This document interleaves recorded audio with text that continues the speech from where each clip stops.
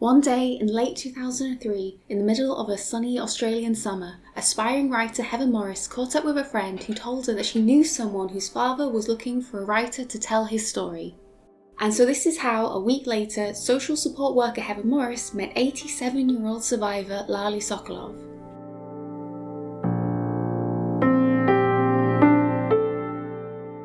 They met a few times a week for the next 2 years, over coffee and wafer biscuits, where Lali told Heather about his long life, a childhood in 1920 Slovakia, the train journey to the camp, his role as tattooer, liberation and his marriage in Bratislava, his emigration to Australia with his wife Gita, and their life together with their son. Heather was stunned by his charm and charisma paired with his harrowing story and his intense grief. With her limited writing experience, she was now tasked with writing a screenplay about this complex man and his experience of one of the worst atrocities in human history. Heather Morris had plans to tell Lali's story on screen. She sent the manuscripts to funders and screenwriting competitions, but while it was well received, nothing stuck, and there were no moves to get it into production. Years went by, Lali had now passed away, and still Heather Morris hadn't found a way to share his story. A friend suggested, why don't you just write it as a novel? So there began the Kickstarter with the dreams of self-publishing, but it soon caught the attention of traditional book publishing. The Tattooist of Auschwitz by Heather Morris was released in 2018 with a sizable marketing budget. It was an instant success. She was now a best-selling debut author, and the Tattooist was on bookshelf front tables. She'd achieved her goal. Lali's story was now known around the world. But with great acclaim came an equal amount of criticism. The Tattooist was hit with accusations of historical inaccuracies, of even the most basic kinds. The families of survivors referenced in the book spoke out about the grave misconstructions of their relatives' lives and experiences. One museum produced a breakdown of everything the novel got wrong about the history. Heather Morris faced legal action from the family of one survivor. And yet this didn't quell the book's popularity. It has now sold over 10 million copies worldwide, and it has prompted a huge array of similar titles. The Violinist, The Midwife, The Dressmakers, The Stable Boy, The Twins, The Sisters, The Seamstress, The Child, The Redhead, The Teacher, The Last Boy, The Girl Who Escaped, The Photograph. It seems Heather Morris's books have unlocked a popular interest in stories about this dark history, and they've inspired a whole literary subgenre. Often these books are marketed as being based on a true story, and the publishers emphasise the extensive research carried out by the authors through survivor testimony and archival records. On the one hand, it might seem great that there is an increased interest in this history and that these books might be able to help raise awareness, understanding and empathy. On the other, it could be argued that these books are in poor taste, cashing in on a trend with tenuously researched plotlines that risk trivialization of this dark history into a cheap and sentimental story that doesn't offer much in terms of actual historical understanding. But do these drawbacks really outweigh the benefits? How should survivor testimony be written to best represent their experiences? Who can write fiction about dark histories? What happens if the testimony and the archive record don't always align? What does this mean as we transition into a post-testimony era? Is it okay to set a love story in Auschwitz?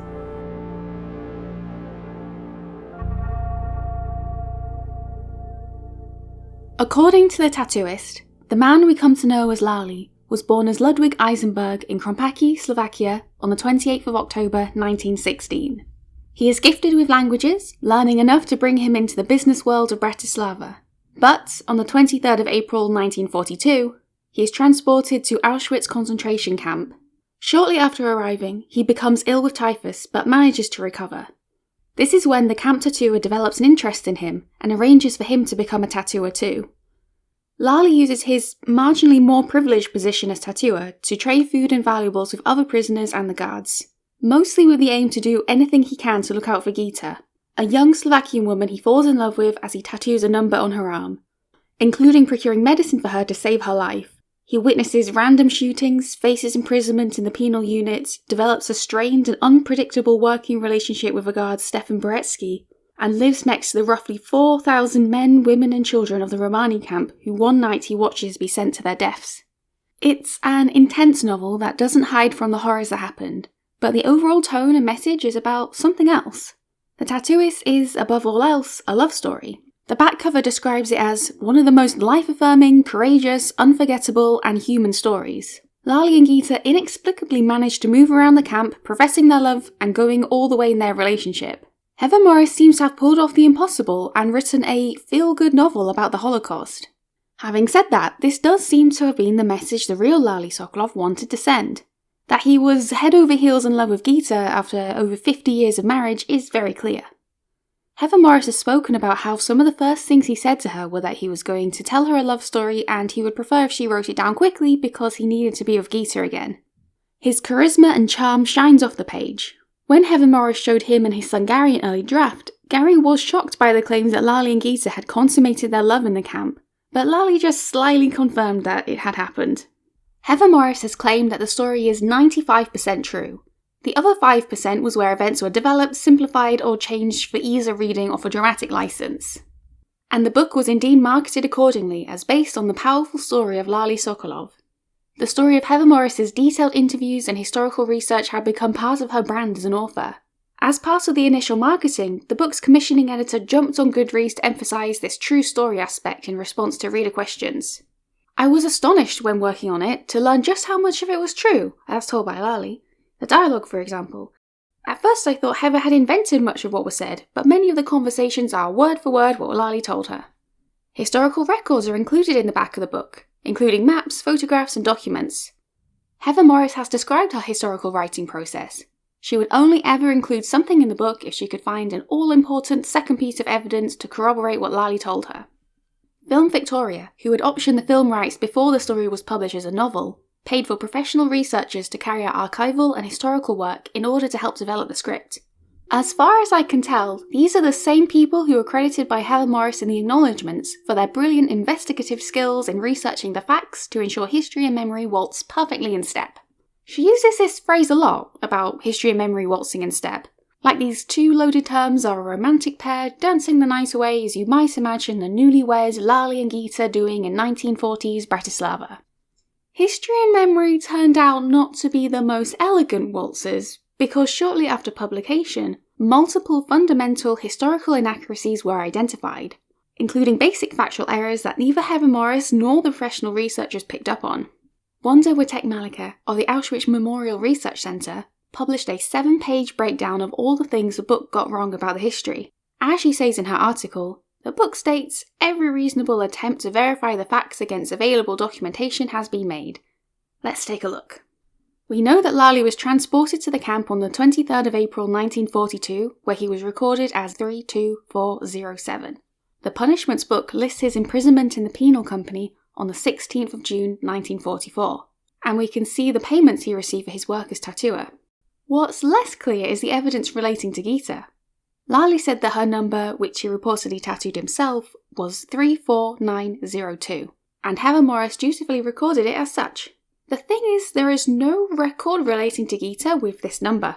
This number was actually assigned almost a year later to a woman from a group arriving from the Netherlands. In her own testimony with the Shoah Foundation, Gita said that her number was 4562. We know that this number was assigned on the 3rd of April 1942, the same day that a group of Slovakian women arrived. It seems that Gita might have been among them. The most attentive among you may have noticed something. Gita arrived at the camp a full 20 days before Lali. How could Lali have met her while tattooing her number when he was still in Slovakia when she arrived? It seems like this may be a marker trying to remember the details of something that happened decades earlier. Gita's recollection of the exact timeline is slightly muddled throughout her testimony too, but she does say it was Lali who gave her number. We could say that this was just a minor mix-up. To the publisher's credit, they did revise later editions of the book to include Gita's correct number, 4562.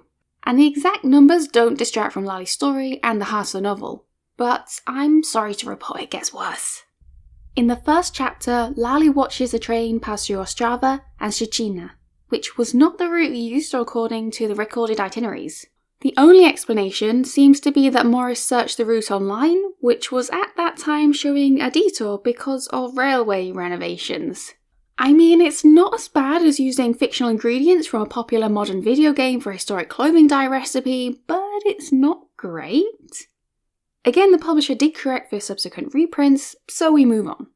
The book paints a picture of the camps which does seem to mislead readers about what the day-to-day life was like. It seems like Lali and his assistant Leon were the only ones involved in tattooing new arrivals. In fact, more than 2 male prisoners were listed as having the position of tattooer, and survivors have said that female prisoners were employed to tattoo the women. The tattooist also makes it seem like prisoners were able to move around to different parts of the camp freely, visiting friends and carrying out black market trade. In reality, it was heavily guarded and separated by barbed wire. There was also mention in the first edition of a recreational area that never existed. Gita and Lali's secret meeting place also doesn't seem to be right. It was allegedly located behind a building next to the SS barracks, so using it as a hiding place would have been very unwise. The article also cast doubt on the behaviour of the guards. In the book, they're depicted as going around randomly shooting, even though they would have had to explain each instance in daily reports. There are also concerns raised about the depiction of the side character Silka, who experiences repeated sexual abuse by the head of the camp. The article argues that this categorically could not have happened because of the strict punishments for race dishonour, and cites an example where an officer did this and was sent to a penal camp and then to the front lines. I was going to make a digression here to cover Silka's characterisation in the Tattooist and its sequel Silka's Journey, but honestly there is so much to unpack that I think it deserves its own video, so watch out for that in the semi-near future. The article identifies so many factual errors and inconsistencies that we would be here all day if I tried to cover them all. One involves a match between prisoners and guards where the prize at stake was a well-cut trophy. A trophy that had been kept in Italy since 1934. She has some scathing words directed at the researchers employed to work on the book. It is no doubt that Morris had the ambition to write a novel similar to a document, and wanted memory and history to tread in perfect harmony in the book. Unfortunately, in spite of the help of archivists, she was unable to accomplish this intention. The preliminary research, if at all conducted, was not reliable. And she concludes that the book does not provide any value for anyone wanting to learn more about the history. Ludovic Eisenberg's memories are the only preserved accounts of the prisoner employed in the campus tattooist, and if they'd been collected and compiled in accordance with research technique, they could have constituted a remarkable source of knowledge. Meanwhile, they have been published in literary form, only creating the illusion of a document. This article put the Tattooist on the radar of other historians who offered their critiques too. The chief historian at Australia's War Crimes Commission said that, "From the beginning I was very sceptical. It's a sex story of Auschwitz that has very little historical accuracy." In particular, they have directed criticism at certain scenes that appear to defy the known history. There is one instance in the Tattooist where Lali enters the gas chamber to identify the illegible numbers on some bodies. But it seems counterintuitive that they would identify people afterwards and not check the numbers before. Dr. Shields of the University of Queensland says, "The book is swayed, it feels, partially by a moral obligation to retell a person's life, while also hoping to entertain a popular audience. It could be authorial prerogative and included historical detail and didacticism, but the out-of-bounds gas chamber and crematoria scenes sit well outside both historical knowledge and rational consideration." Others have turned their attention towards the characterization of Gita, or rather the lack of it. Gita worked in the Canada, the building where the belongings of victims were sorted through for valuables, so named because of the riches associated with a country like Canada. In her own testimony with the Shoah Foundation, she talks about what she and the other women would do to survive and the strong bonds that formed between them. She tells us about a time when she was very ill with typhus. "I had a high temperature. How I got it, survived it, I don't know. But we had lemon there, and we had food there, and the girls were feeding me, and I had lemon if I was thirsty, and they kept me on top of the clothing so that no one would see that I am sick. Otherwise, I would be a goner." The women around her did anything they could to save her with all they had, a slice of lemon, and miraculously it worked. In the Tattooist, however, there is less attention on the women taking care of Gita. Instead, the focus is on Lali's black market bargaining to acquire medicine for her, but it was also the support of her friends who helped her survive. The result is that Gita exists in the narrative to basically just be adored, as reflected in the way he spoke about her to Heather Morris. Which is very sweet, but it does distract from what women survivors went through, their support for each other and the strength they had to survive. As Dr. Anna Hirsch of the Jewish Holocaust Centre in Melbourne says, this narrowed narrative diminishes not just Gita's story, but the survival of many women in Auschwitz, nearly all of whom did not have a redeeming male hero. Heather Morris may have emphasised that she's telling Lali's story, not the whole history, but she was also telling Gita's story, since she is a point of view character in the book. So it's disappointing that her character isn't given more agency. This brings us to the issues around presenting the Tattooist as a love story. Not only does it flatten Gita's character and create contradictions with her own testimony, but it also confuses historical truth in favour of racy love scenes. On this, Dr. Anna Hirsch says, "It is my view that it is not helpful to represent Auschwitz in such an imagined way to readers who may not have much or any historical knowledge of its horrific details and reality. Descriptions of Lali and Gita's courtship and sexual activities are presented as something quite normal, but instead they irritate historical reality. There is concern that turning this dark period of history into a love story might cause readers with limited prior knowledge to get the wrong idea about the severity and the nature of this event. The potential for this to affect wider understandings of the history is exacerbated by the book trend over the past decade of what I would call the Auschwitz genre, because they all have very similar names to help readers know where they sit in the market. Like the Tattooist, they're often marketed as being based on a true story, after the author's research about survivors and/or their conversations with them. The books engage with the horrors to varying degrees, but they all have a notably sentimental ring to them. The Midwife is about a woman working in the maternity hut who tattoos infants with their mother's numbers in the hope that they one day might be reunited. The Violinist tells the story of a young talented musician who is selected to conduct the orchestra for the entertainment of the guards, where she falls in love with a pianist and fellow prisoner. Some authors have, like Heather Morris, made a career out of these types of books. Ellie Midwood has set many love stories during this atrocity, like The Girl Who Escaped, about the promise of a young couple to escape together, and The Girl Who Survived, about a girl living in a ghetto who falls in love with an SS officer. Should we really be turning the Holocaust into just another book trend? The Tattooist and its romantic storyline is, however, exactly the kind of story Lali wanted to tell about his experience. His enduring love for Gita and his devastation at her passing is a testament to his feelings for her. You could say that presenting his story like this is a reclaiming of the narrative. No longer solely a victim, he is empowered by fighting for survival through his love for Gita, and he turns his horrific experience into the place where he met his beloved wife. And many other things that have been called out of historical inaccuracy are in Lali's recorded testimony, which is likely to be similar to what he told Heather Morris. He talks about female prisoners smuggling gunpowder under their fingernails, which, according to Wanda Malika, wasn't actually the case. She also disputes the scene where buses were used before the gas chambers were built, but it's what Lali is recorded as saying. As for the controversial scene where Lali identifies bodies in the gas chamber, again, it's what he said happened, and the conversation he recounts having with the officer is very similar to what he says in the book. As Heather Morris always reminds us, this is Lali's story, not everyone's story, and it seems like it was recounted in the way he wanted it to be. Does this override the potential for misleading historical inaccuracy? The Tattooist has now sold over 10 million copies, making it one of the most widely read historical novels of all time.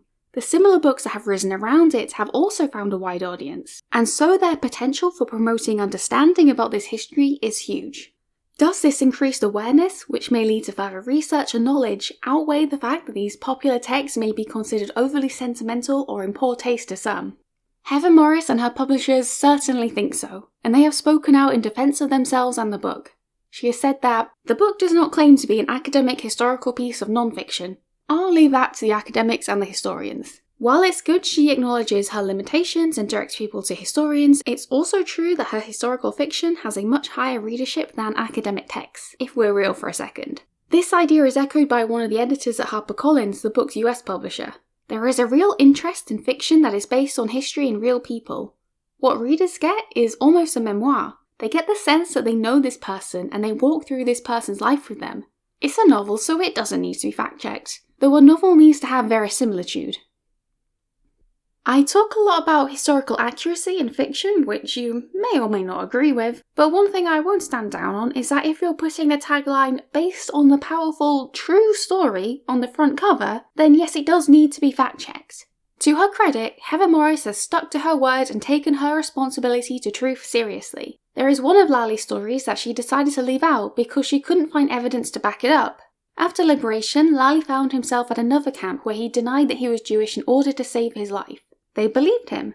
And then he asked for the man who reported him to be pressed between the steel mill, which, as he elaborated in his recorded testimony, was only a few centimetres thick. Now, I do wonder if the decision to leave this out the book was more motivated by the gruesome nature of this story that doesn't present Lali in the most heroic light. Here, he was entirely motivated by his desire to save his own skin, and so Heather Morris couldn't spin his more complex actions into a romantic endeavour to in some way protect Gita. Again, Heather Morris and her publishers would emphasise that this is because it's historical fiction, not non-fiction. But they were swiftly called out for this. The editor-in-chief of the Auschwitz Museum magazine commented, "I think that it's an excuse. It's a very comfortable shield. You can always say, but I am writing fiction. But the people of this story deserve better. And working at the museum, he would know all about the effect this book has had on public understanding. The museum has reported that visitors come to the site equipped with the Tattooist-originated information, questions about things that happen in the book, and wanting to see the places where it all happened. The problem is there are so many inaccuracies in the text that they can't actually take people to see those places because they don't really exist. Recently, Heather Morris and her publishers have backed down a bit. They stopped emphasising the historical accuracy at every turn and seem to have accepted the criticism, correcting factual errors in later reprints. It's not a memoir, it's fiction, and if people want to quibble, fine. It seems to me that Heather Morris and even her editors were a bit overwhelmed when it came to delivering Lali's testimony as a robust resource in literary form. They didn't have all the historical knowledge about the context surrounding his story or the research skills to properly check their claims. And that's totally fine, they're writers and editors, not historians. At this point, I'm just happy I don't have to watch another one of these writers getting into arguments with the Memorial Museum on social media. You can see by how the way they speak about the book has changed over time, from proud optimism to corrections to defensiveness to acceptance, that they've mostly taken the criticism on board and that they only have good intentions. And remember, this is exactly how Lali wanted it. He didn't want an expert on the history to write his story, he wanted someone more like a blank slate, and that is what Heather Morris was to him. And so, if it has the Lali approval, does that make it okay? Or do these criticisms still stand? In May 2024, the Tattooist of Auschwitz miniseries was released on Sky. It was met with a generally positive reception, with the main criticisms being similar to the issues raised in the original book. People weren't sure about the premise, they were uncomfortable with the emphasis on romance, concerns were raised about accuracy in fiction. So it may surprise you to hear that I thought it was a decent attempt at an adaptation. Although it sticks the general shape and message, the TV series made many changes that address the historical inaccuracies in the book. And some of them are quite innovative. Lali's name is spelled with an I, not with an E like in the book. The spelling of his name is a bit of a point of contention between Heather Morris and Lali's son Gary.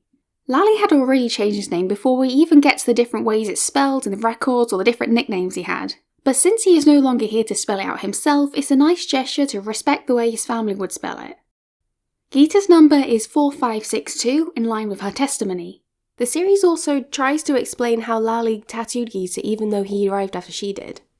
Shortly after he becomes a tattooist, the women are sent to have their numbers re-tattooed because it hadn't been done properly, and Lali and Gita meet for the first time. Other than the fact that this scenario is quite improbable, this is one way to make the recorded timeline match the remembered testimony. What really happened is, of course, unknown. Another thing is that the series casts at least 4 actors to play the tattooists rather than just Lali and Leon like in the book, addressing the unlikelihood that only one guy and his assistant would have been able to do the job by themselves. And Silke's controversial subplot is nowhere to be seen. Instead, we just watch with no explanation for why her hair isn't shaven or why she's able to influence the decision to have Lali released from punishment. There is also a new scene that wasn't in the book. It's based on a story that Lali was adamant should be included, but Heather Morris left it out because she couldn't find evidence to support it. It was a story of a survivor named Mordowicz, who managed to escape in May 1944 only to be recaptured a few months later. He knew it was only a matter of time before the guards noticed he already had a number and therefore was an escapee. Lali saved his life by tattooing over the number with an image or a rose. With the other escapees, Mordowicz managed to sound the alarm about the terrible things that were happening, and thanks to Lali he survived to see the end of it. It was something Lali was very proud of, but Heather Morris felt that she couldn't include it, especially as it related to someone other than Lali. But as her books gathered attention, she received an email from a journalist who had a translation of Mordowicz's testimony where he spoke about Lali's role in saving his life. This was that all-important second piece of evidence. And so, 6 years later, the Tattooist TV series fulfills Lali's wish to include this story with a new character and subplot. The series creators really seem to have taken care to address many of the criticisms from the fact-checking article. We wanted to lean into comments that they had made. There's a number of things that were of concern to them that we've been able to address in the drama. Heather Morris, on the other hand, isn't so keen on the idea that the TV series needed to address the problems in the original book. There is nothing to fix. The handful of historical errors in Lali's memories were acknowledged and rectified 5 years ago as soon as they were identified. If only it were that simple. For all its efforts to address the criticisms, the TV series also introduces a bunch of new scenes that, to be honest, don't make any historical sense. In an effort to flesh out the 200-page novel into a 6-hour series, they elaborate on details that are at best needlessly inaccurate or at worst confuse the reality of the camps. Lali's private room doesn't seem to match the known allocations, and he seems to wander around by himself all the time.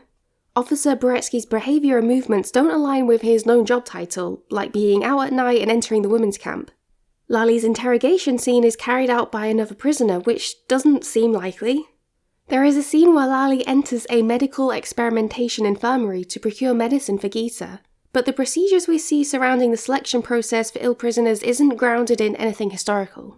And in one scene, a woman sacrifices herself in place of another prisoner who has just given birth, which again is improbable because it doesn't really align with what we know about how the selections took place. These might seem like small nitpicks, but these inaccuracies combine to paint a misleading picture of the real history and the experiences of those affected. There are a lot of graphic shock value scenes that are designed to elicit feelings of disgust and horror, like the random violence and close-ups of the squalid hygiene situation. Not only are these scenes not necessarily factual, but they also draw attention away from the severity of what actually happened. The most tragic part, the systematic deaths of millions of people, is only left implied. And instead, the strong focus on the romance aspect implies that Lali and Gita survived because of the strength of their love, overshadowing the fact that they quickly acquired non-physical work that greatly increased their chance of survival. Our favourite Wanda published an incredibly thorough breakdown of the TV series, which I strongly recommend reading because I've only scratched the surface with this video. It is imperative to acknowledge the author's efforts in constructing a more credible representation than that portrayed in The Tattooist, and to appreciate the remarkably successful elaboration of the post-camp plot. Nevertheless, despite these efforts, the series unmistakably leans more towards Heather Morris's viewpoint. What stands out as a positive addition, however, is the series' meta-fictional structure. While the book is just young Lali's story, the TV series also presents the story of the story, or Heather Morris's conversations with the elderly Lali. Metafiction is a literary form where writers draw attention to the fact that we are experiencing a story, not reality. It alludes to its own narrative structure and reminds us that none of this is real. In the case of The Tattooist, it delves into the limitations of Lali's memory and how his trauma informs the way he speaks about what happened. It paints his life, thoughts and decisions in a much more complex light, and it leads to some really interesting moments. When he remembers getting on the train, he urges his younger self not to do it, in an impossible wish to change the past. There is a moment where a young prisoner passes away after helping Lali survive typhus. Later, Heather pushes for more information, but Lali tells her he doesn't remember. Then the scene plays again, but it's different this time. Lali had been selected, but he was no longer in the main block, having moved away as a higher status tattooer.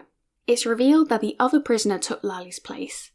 Through this scene, we see that even though it's based on Lali's own testimony, certain parts of the stories are told in a certain way because of the difficulty of speaking about it, even after all these years. This is a great way to ask questions about how this story is told and its relationship with the truth. After all, even if Lali had a perfect memory, he was only one person and it wasn't possible for him to see every detail about what happened. Claire Mundell, the executive producer, summarises that memory isn't linear. It doesn't come out as one full constructed piece. We're trying to demonstrate through drama the nature of shame and guilt and trauma and what trauma does to memory over time. The post-war plotline is further expanded through explorations of how guilt and trauma transfers onto other people. The fictional Heather buries herself deep into her research on Lali's experiences, visiting him multiple times a week and listening closely to his heavy story while maintaining a full-time job. Before long, she starts experiencing panic attacks and then guilt because she wasn't the one who went through it all. Her husband is rightfully concerned and mentions something he's been reading about. When someone hears about the trauma another person has gone through and they begin to experience the negative psychological effects as if they had experienced it themselves. Heather becomes a stand-in for viewers hearing these devastating stories, and for the next generation who have this trauma passed down to them. This is the most authentic part of the whole series, probably because it's based on Heather Morris's own experiences as she worked closely with the series' creators. She comes across as very empathetic but lacking detailed historical knowledge, which is a refreshing contrast to her initial branding as an expert. It seems to me that the TV series is the version of the Tattooist of Auschwitz that it wanted to be all along. It's taken a long, windy route to get here, starting life as a screenplay, becoming a book instead, and then being adapted back into a TV series. It's far from perfect, and it inherits a lot of the book's problems while adding a bunch of its own. But I admire that they did something inventive with the Heather and Elsie Lali storyline, which is the part that makes the series shine the most. And so that's why this is one of the rare moments where I would recommend the film adaptation over the original book for anyone interested in this story.